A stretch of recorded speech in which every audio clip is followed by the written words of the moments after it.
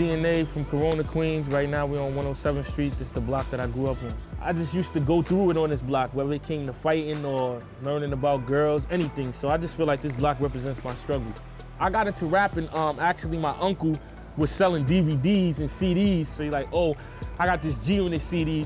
And then when I listened to Lloyd Banks, he was spitting like similes and metaphors and punchlines. And I was like, that's like the first time I really heard somebody do that. So I was intrigued. Like I would listen to them to get like the format of like, how do you construct your lines? How do you put it together? And then I would make up my own. But you know, you never really know until you try it out. So it was this one dude that was rhyming on the corner and we was playing basketball up here and they just volunteered like, my man DNA will kill you, my man DNA will kill you.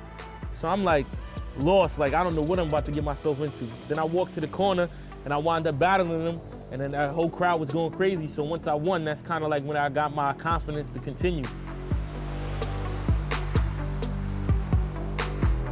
Right now we at 114th Park. After I had the first battle on my block, when I came to the park the next day, everybody was telling the dude like, oh, it's this young dude named DNA that beat this kid over here. And this other dude wanted to battle me. And I wound up beating him here. In Corona, it was like 3 or 4 parks. So this is like the main one where everybody would come to.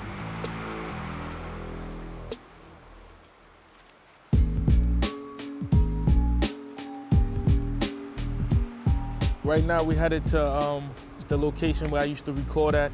It was actually my man's house, but he used to have a studio inside.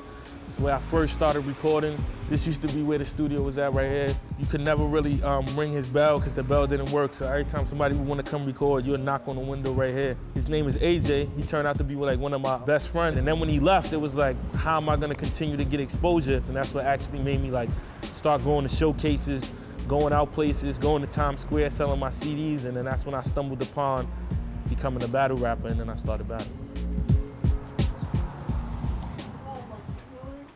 When I first started rhyming, I was like 11 or 12. I used to come here with jeans, spit my rhymes. And you know, sometimes I used to say it was hot, sometimes I used to say it wasn't. I'll come in here and tell Gene I'm better than Jay-Z, I'm better than I feel like I'm better than the world at the time. Having that competitive spirit, especially coming up in New York, is always good because out here, it's people that rap on every corner. So if you don't feel like you the best, nobody else is. The best advice I ever got was be yourself. Like, don't try to be something you're not just to get approval, because somebody can always see what's real. That was some of the best advice I got, and I stuck with that. Like, I'm gonna be me and make people accept me for what I do. This house, this block, is where my ideals came from. This is when I realized that I could make all my dreams come true.